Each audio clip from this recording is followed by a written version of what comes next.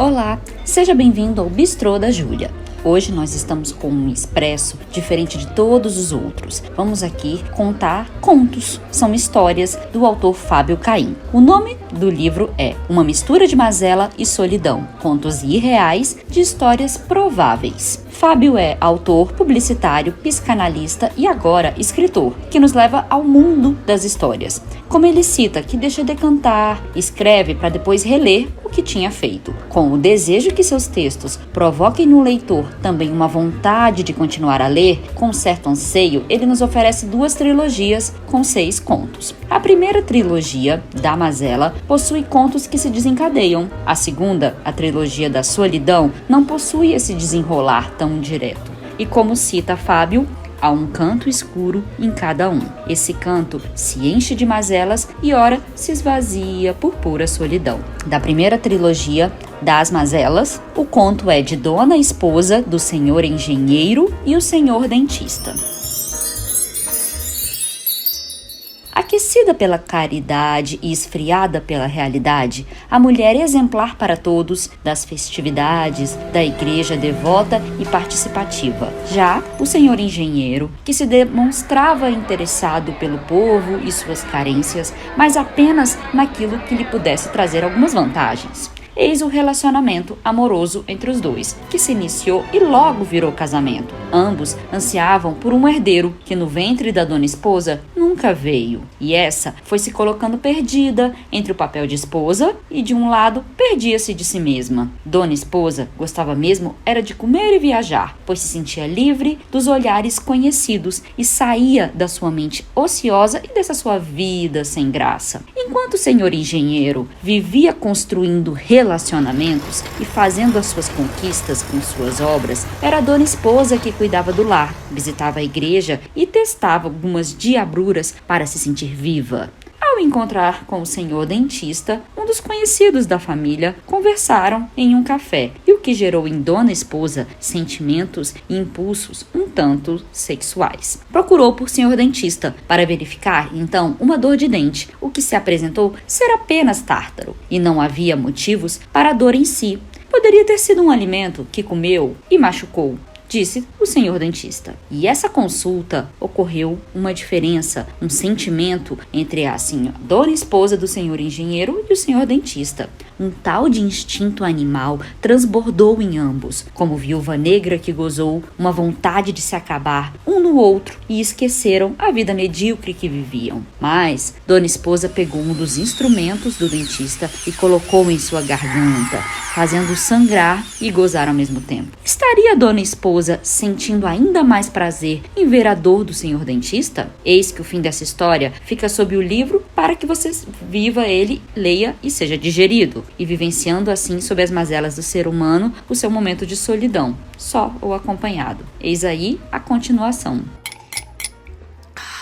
Próxima história é de uma menina qualquer e a dona esposa do senhor engenheiro. Eis que a menina tinha um jeito alegre, uma vivacidade e uma curiosidade dispersa. Eram palavras que remetiam a essa menina do interior. Seu olhar era terno para sua avó batalhadora, esforçada, firme tanto que se conseguia controlar todos os gastos. Mesmo no interior, sua avó era uma mulher com uma capacidade muito além do comum, sempre muito útil. Já a sua mãe não era assim. A sua história não era um desencadear de mulheres fortes. A mãe tinha uma história sem cor, cinza, escorada em um marido desgastado, que não tinha lá muitas qualidades. A menina vivia no interior, mas aquele interior matava qualquer sonho. Seu desejo mesmo era de sair, entediada com o que via. Até que apareceu uma senhora, amiga do prefeito. Era a esposa do senhor engenheiro, que veio para fazer uma construção de uma nova estação de trem. A esposa do senhor engenheiro,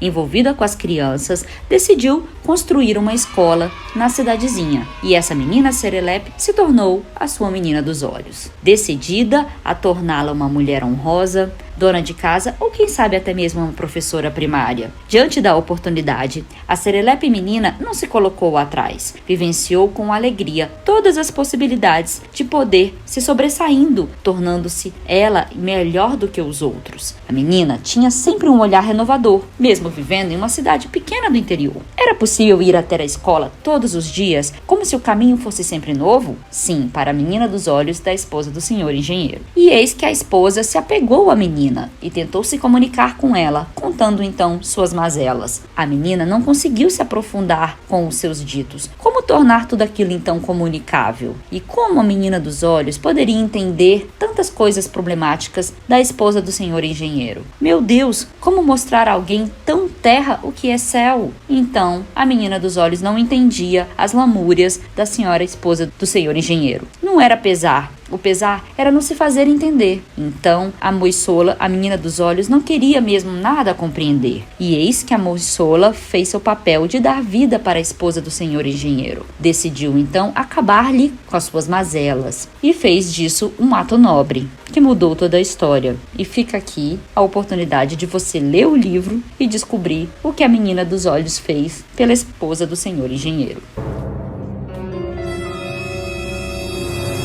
O contador e a secretária. Uma rotina organizada, sem um pingo de espontaneidade. Afinal, não poderia vivenciar nada contra sua organização. Caso contrário, era o caos. A desculpa era um coração fraco, sem querer os sobressaltos. Mas o fato é que morreu aos 95 anos de solidão e carcomido pela ansiedade. Esse era um senhor, o avô, que tendo seu neto morando junto, te dava continuidade. O neto buscava esse chão, esse norte, que o próprio pai, muito afoito e que buscava aventuras, não lhe dava raízes. Mas para esse pai, apenas uma mulher conseguiu mudar, trazer um pouco de centro e quietude. E não é mesmo que o amor assenta as pessoas? E o neto seguia com o avô, buscando essa semelhança, até mesmo no sobrenome. Ele tinha a palavra neto, mas também tinha problemas de coração. Para ele, os números eram o seu estandarte. Organizá-los em colunas, raciocínios, destituídos de emoção no seu labor. Os números tinham um caminho,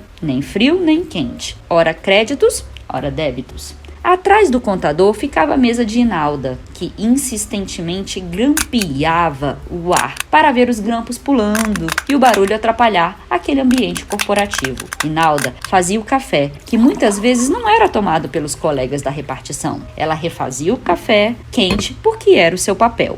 Inalda era uma pessoa diferente naquele escritório, porque era expansiva, tinha presença, um perfume exagerado que alterava o ambiente. Foi indicada pelo senhor engenheiro, amigo do dono da firma. Já o nosso protagonista, o contador, se irritava e chegava a ter enjoos ao vivenciar de perto a presença de Inalda. Inalda seguia grampeando o vento. Que barulho gostosinho! E o contador percebeu que seus enjoos aconteciam pela presença de Inalda. E assim decidiu resolver o problema, um problema que poderia não ser só dele, como dos outros também. E utilizou-se de conhecimentos de uma ciência misteriosa, a psicologia. Já Inalda pensava como um ser poético, vivendo a leveza do dever cumprido. Gostava dos brilhos, mas se perdia nas cores. Amava cheiros, mas não distinguia o doce do cítrico. Bem, Inalda gostava de um rapaz, mas sabia que não ter era mais aprazível do que tê-lo. E vivia, então, com este amor platônico. O contador, usando dos seus conhecimentos de psicologia, decidiu se mostrar apaixonado por Inalda, porque sabia que assim ela ficaria sem defesas, tendo seu ego inflado. E deu o bote. Fez a ação que queria com Inalda, deixando atônita a história e solucionando o seu problema. Tal qual um predador foi afoito na caça, com o uso da psicologia tornando a ingenuidade de Inalda um problema para ela. Com o prazer pela cultura egípcia, buscou o embalsamento completo do corpo, com a retirada do cérebro pelo nariz, parte dessa cultura do povo. Pensou, posso até ser um taxidermista, sou muito bom nisso. E para sua vida fria, sem sobressaltos e sem cor, encontrou o seu caminho. Seguindo agora para a parte 2, a trilogia da solidão. Doroteia querida. Doroteia era faladeira, mas não se abria com todos. Viveu em Copacabana com uma mãe gaúcha e um pai português. Doroteia era casada, mas já não conversava com seu marido. Estava quase a retirar o pó dele, junto com os demais móveis e móveis da casa. E assim, Doroteia não fazia o almoço ou janta, a fim de se fazer presente na ausência. Mas, na aula de hidroginástica, Doroteia era participativa, buscava mostrar o seu melhor, pois sonhava com o professor e vivia seus sonhos cinematográficos. Queria ela de volta a sensação de ser competente e útil. Chegou um tempo que Doroteia se irritava com qualquer pessoa e se confessou com o padre sobre a falta de paz que existia em si, pois qualquer pessoa, conhecida ou não lhe era mais prazerosa ter por perto. E Doroteia passou por um mal súbito, parou no hospital e seu marido esteve ao seu lado. Tudo aquilo a fez pensar sobre a vida e decidiu viajar, vivê-la. Mas o seu marido precisava pegar um documento para ela e levou seu endereço via aplicativo. Seu marido não voltou mais. Doroteia deu queixa na delegacia e seguiu sua viagem planejada. Próximo conto, a fraude. E no velório, não tendo qualquer vínculo de comiseração ou condolência, me segurava para não fazer piadas. Os homens em um canto, mantendo-se receosos em demonstrar sentimentos. Por outro, mulheres com os olhos inchados e muito choro. Ao conversar com os homens na lanchonete, um deles citou que o Museu de Cera em Los Angeles nos apresenta bonecos de cera que tinham mais vida que o próprio morto no velório. Como pode uma criação de cera trazer mais vida que a própria vida morta? Vencemos a finitude da vida criando falsidades? E percebendo que a dor é uma união, a dor transfigura, assim como o prazer. A difícil arte de entender o que sentimos também é a de nos explicarmos, falarmos sobre isso. E fui seguindo com todo o povo o sepultamento, auxiliando os demais, os coveiros fazendo o seu trabalho e o cimento se tornando a cola da realidade da morte. E foi assim a última vez que vi meu pai. Próximo e último conto, Um Dia com Marilda. Marilda conta com a graça da rotina desgraçada, como vive a vida de uma prostituta, que fez 5 programas em uma noite, mas foi assaltada em um ponto de ônibus. Conta de uma maneira inusitada sobre a vida cotidiana, corriqueira, difícil de um ônibus lotado, de um hospital público cheio e os transtornos vividos, dos vômitos, das crianças, dos outros e do banheiro de um hospital tão lotado. Não preciso aqui citar, do fedor empestado às situações esdrúxulas de quem precisa viver a vida, com exames, mãe doente, ônibus lotado e circunstâncias de mico eminente de quem corre, mas não vive, sobrevive. Cansei, vai lá. E assim a gente tem nosso primeiro resumo sobre contos, um livro excepcional, maravilhoso. Fica aqui a dica, é tal qual uma série